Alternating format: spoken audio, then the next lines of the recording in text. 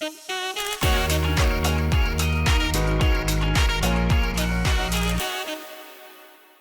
you so much, Laurent. And actually, I wanted to start by saying a huge thanks to Laurent and to Inorgenta and Trend Factory for inviting me here today. It's really lovely to be here. And a huge thanks to you all for coming to my talk on gems and jewels since antiquity in the V&A collection in London, where, as Laurent says, I'm now Senior Curator of Jewellery, which means I get to look after, and yes, I'm biased, one of the best collections of jewellery in, I think, the world. It's a public collection, open to everybody. As someone said to me recently, created by the public for the public. So you are all very welcome to come whenever you like. Also, free tickets on me. It's free entry 7 days a week. So please do come and see what I'm talking about. I've got a few minutes today to whiz you through this wonderful collection. And so I'm going to start with showing you the entrance to our gallery. The gallery was funded by the Bollinger family. We were very lucky that we have some really wonderful jewellery patrons in London. And when you walk in, one of the most amazing things you see is the Townsend collection, this wonderful wheel of coloured gems. These were actually given to the museum in 1869 by the Reverend Townsend, Chauncey Hare Townsend was his full name. And he was described on Wikipedia, I love this, as a 19th century English poet, clergyman, mesmerist, collector, dilettante, and hypochondriac.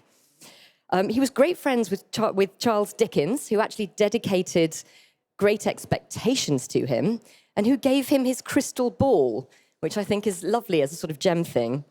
But the actual collection itself is over 150 coloured gemstones, ranging from everything from pink spinel, blue diamonds, emerald, yellow diamonds you see in the top, all the way through cat's eye, chrysoberyl, and quartz. It's a really stunning collection. Some of these gems were even in the Hope collection. I'm sure you've heard of the Hope diamond, the Hope pearl. He bought from that collection too. That's just when you walk into our gallery. Today, really, though, is my quick overview of the best from the beginning to contemporary jewels. And the earliest jewel that I think is our most spectacular is the Shannon Grove gorget. Now, it's called a gorget because it goes around the neck, all in hammered gold from the 8th century BC. It's one of only 11 that have ever been found in Ireland. Again, I'm biased. I think ours is the best. And it's really quite an incredible jewel when you think about that period of dating, because it is as old as the foundation of Rome in 753. I find that an incredible context for this piece. We think it, and I hate this word, it was probably ceremonial to some extent. You see this very big collar, what we see as sun discs around the back, because when it was found, I don't know if you can see down the middle, there's a fold. It looks like it was bent. It was actually folded when it was buried. And it was quite likely, and we've seen this in other examples, they were folded on purpose to kind of signify the end of their life. So it was probably something that was used by someone, a high priest, a leader, and when they stopped using it, the gorget's life was ended too. So that's quite a spectacular thing. I was very lucky I got to see it in person. We don't often get to handle the jewels when they're in the cabinets. And the way it's made is one of the best examples of very early gold work I've ever seen. Moving into the Roman period, definitely one of my favorites, we have very unusual survival of a pair of Roman earrings. Roman earrings aren't that rare, but a pair you'd usually only get in grave context, so to have them surviving is great. Also the fact that they are so well preserved with gems. We've got pearls, emeralds, probably from maybe Austria, maybe Pakistan, and sapphires from Sri Lanka. And nearly all the gems are actually still there. I think there's only one pearl missing. These are from probably around the 2nd, 3rd century AD. And not only do we have the surviving examples, but we see this type of earrings in paintings of the period in Roman Egypt. So you see the lady on the bottom there. This is one of the Fayum portraits from Egypt that were painted for aristocratic sort of funerary portraits. And we see them often with these 3 drops. In addition to that, Pliny, who was writing in the 1st century AD, also talked about how Roman women loved wearing 3 drops of pearls because they could wear them and they jangled when they walked. So this is wonderful. We've got actual earrings, similar paintings, and literary references, all from the early Roman period. Moving into late Roman, early medieval, we're very lucky. This is quite an unusual strand of gemstones because it came originally from the Guaraza treasure in Toledo in Spain. You can see on the bottom, I've shown you what the original treasure actually looks like because there are many more of these votive crowns that survive. And they were made and given by the Visigoths to the Catholic Church in Spain in the 6th century. Now, I love this because the Visigoths were, of course, the invading Germanic tribe that conquered Gaul, beat the Romans in 410 AD, and by the 6th and 7th centuries were in Spain and Portugal. And as this kind of credit to the Catholic Church, they gave these decorated crowns to be hung over the high altar in Toledo. We have 1 strand. We're very lucky. And you can see here, we've got amethysts and emeralds, sapphires. Most of them are original. I think probably, though, we're looking at a couple that are later. The top and the bottom darker sapphires are faceted, so they look a bit later. We were even wondering the emeralds. They look a bit too nice. They look a bit like they might be later emeralds too. So this is something for testing one day. And there's 1 spinel in there too, which is very nice. I mean, we're very lucky. We have a lot of rare, I'm going to say rare survivals in the gallery because, of course, if these pieces were not with us, they would have been broken up. One very good example of this is our diamond IHS pendant, the one on the left, which is stuffed full of what we call hogback diamonds because they look like the backs of pigs because they're slightly raised up and rounded. The IHS is obviously the abbreviation for Jesus, and this is a Catholic pendant that really is very unlikely to have survived in a British context were it not for the fact it had been kept in the family. And that family was very unusual because it belonged to William Howard, who was executed in 1680 for an alleged part of a fake plot by the Catholics to overturn the king. So, this is a completely made-up plot by Titus Oates. It was called the Popish Plot in Britain. And it was very much something that exemplified the end, the Reformation and the anti-Catholicism at the time. We have this surviving because it stayed in the family.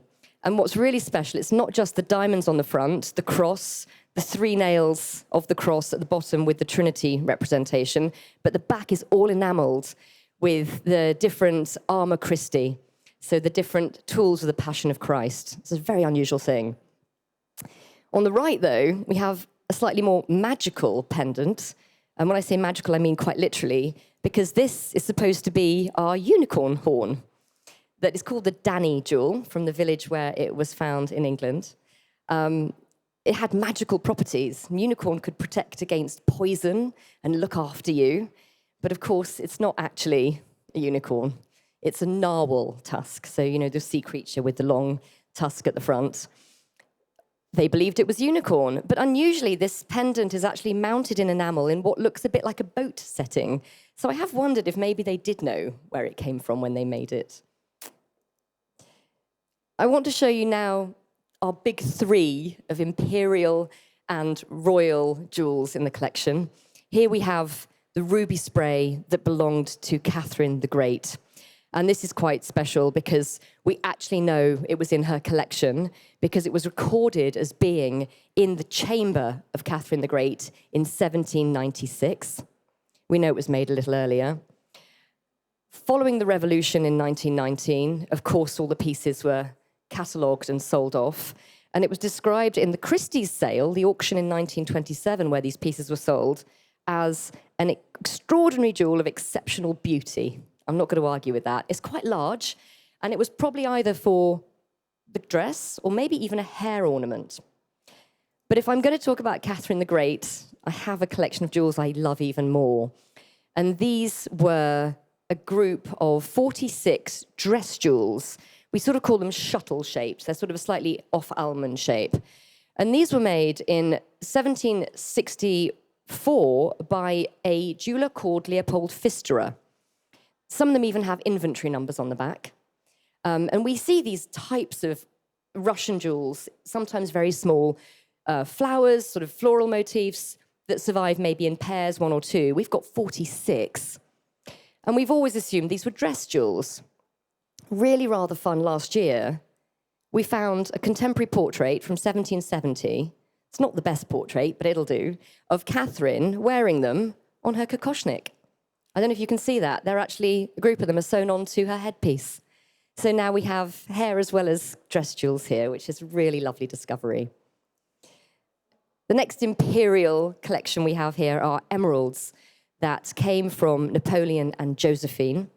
This is an amazing emerald and diamond set that was made by Nito and Fils, so the precursors to Chaumet, who was, of course, the crown jeweler for Napoleon and Josephine. And in 1806, this was made for Stephanie de Beauharnais for her wedding to the Duke of Baden as a gift by her adoptive parents, who were Napoleon and Josephine. What I love about this is always the context of these jewels and how we see they were worn. The picture at the bottom shows her wearing them. That's her Wikipedia portrait. I mean, how cool is that? Our jewels are the Wikipedia portrait for Stephanie de Beauharnais. And of our big three coloured gems, perhaps the most famous and the one that represents the museum the best is our coronet of Queen Victoria. This is really the piece that kind of sums up the V&A, because, of course, it's the Victoria and Albert Museum. And it was given to Victoria by her beloved Prince Albert in 1840, which was the year of their marriage. And he actually designed this. Secret to tell you, I have the designs. They will be with us at some point. And he drew it based on his own coat of arms. So this is the pattern at the top, is based on the Rautenkrantz, I think it's called. And it was very much a love jewel. It wasn't a crown jewel. It was given as part of a personal gift. And one of the things Victoria said in her journal was that Albert has such taste and arranges everything for me about my jewels. And he did this a lot. He made a lot of jewelry for her. This is just one of them. It's clearly a personal jewel when you look at it up close, because one of the very surprising things is that the sapphires are not amazing quality. They're actually quite dark, with quite a bit of zoning, which makes a bit of sense because they probably came from an earlier collection. So we think that the sapphires were possibly given to Victoria by King William IV and Queen Adelaide. It also explains why it was so cheap when it was made, because we have the invoice. And Joseph Kitchen, who was the jeweller who made it, charged Prince Albert £415. By comparison, a few years later, an emerald coronet was made, and that was over £1,000. So I think this is partly because the jewels were older ones given to be made up from an older collection. So one of the solutions to these slightly zoned and off-colour sapphires that I adore, I got to handle this before it was installed in the gallery. And what the jeweller did at the back, behind the central sapphire, he enamelled blue in the gold collet so that from behind, the blue colour reflects into the sapphire to hide the zoning, which I just love, because you wouldn't imagine that for the queen and, the empress of the world to be wearing jewels that are, just a bit covered up. So I said to you, it's a love jewel. It really represents a lot for us at the V&A. She also said of Albert, how is it that I have deserved so much love, so much affection? I cannot get used to the reality of all that I see and hear and have to believe that heaven has sent me an angel, that's Prince Albert, whose brightness shall illuminate my life. We see her as the young bride wearing it as a little sort of coronet behind the bun on her back of her head. After Albert died, she wore it quite a bit as an aging widow on top of her white widow's cap. She stayed in mourning for a very long time. So this is really not so much a royal jewel, but a real love jewel for us. I constantly say, these are my favourite things in the gallery. The Londonderry jewels really are. They're probably the best collection of aristocratic jewels in Britain. And we're very lucky to have them on loan. I'm lucky to show you them today because they're not online. And they are some of the most whopping gems you've ever seen. But they also come from a wonderful background because they belonged to a lady called Frances Anne Vane Stewart, who I just think is fabulous. The jewellery collection had already started in 1800s with the Marquess of Londonderry, but she married into the family, and that's when it really became big bling. She was so important that her husband changed his name to her surname, and she brought in all the jewels. She was rather amazing. We see the jewels here being worn down the front of her dress in a portrait from the 1800s. But just to go back to showing you the jewels, they came from very interesting backgrounds. The yellow diamond in the middle is 17 carats. The topaz at the bottom is 140. It may be the best topaz I've ever seen. And the emeralds at the top are Siberian amethysts. Because Alexander I, the Tsar of Russia, fell in love with her from a portrait and gave her jewelry. She wrote, "We came out of the affair free from guilt." But I've always wondered if you need to say that. He gave her these wonderful jewels. She bought the turquoises for herself, a very enlightened woman. And the story with the stomacher and the tiara at the bottom, I love. The tiara was made in 1854 for Garrard, by Garrards for the family. It was worn to the 1902 coronation and actually, apparently, fell down a toilet at the coronation. It had to be pulled out with forceps. And the reason I tell you that is when you look at these gems, do you see how worn they look? The topaz, do you see the scratches on it? They were really, really used, and they were sewn on to clothes to be worn for balls, parties. You see the topaz at the bottom. Look, the yellow diamond is there as well, and so are all the different turquoises. And I love this because it shows us a collection that was really used, but also one that belonged to a really fabulous woman. Nearly done on the time. I'm being very good here. Just to bring you up to date with some of our most recent acquisitions, one that everyone loves. We were given beautiful Sarverite garnet and diamond butterfly ring, papillon ring made by Glenn Spiro that was actually belonged to Beyoncé. Her husband bought it for her. It's very fun because when you wear it and you move your finger, the butterfly wings will flutter. So it's quite a cute piece. But perhaps the most spectacular piece I want to end with today is Cindy Chow's peony brooch, which is set with over 3,000 Burmese unheated rubies of hundreds of carats in a beautiful titanium mounting. And I'm hoping this is going to show the video. Yes. Good. This was actually made up on order from a client from an old necklace. The client wasn't very well, and she asked Cindy to make something that would help her. Peonies are an imperial symbol, but they're also considered very good luck. The client got better, apparently very pleased, and this won the Masterpiece Award in 2018 for an outstanding exhibit. So this is one of our most newest jewels, and we're very, very proud of this. So that just leaves me to thank you all for listening on my whistle-stop tour of our highlights at the V&A. If you've enjoyed the talk, please come and see us. Like I said, it's an open museum. The collection is open to all, Monday to Sunday. And please follow me on Instagram, follow the museum on Instagram. And my shameless plug, as you were very kind to mention, Laurent, my book comes out in May on a history of gemstones. And of course, I'd be delighted if you ordered it. Thank you so much.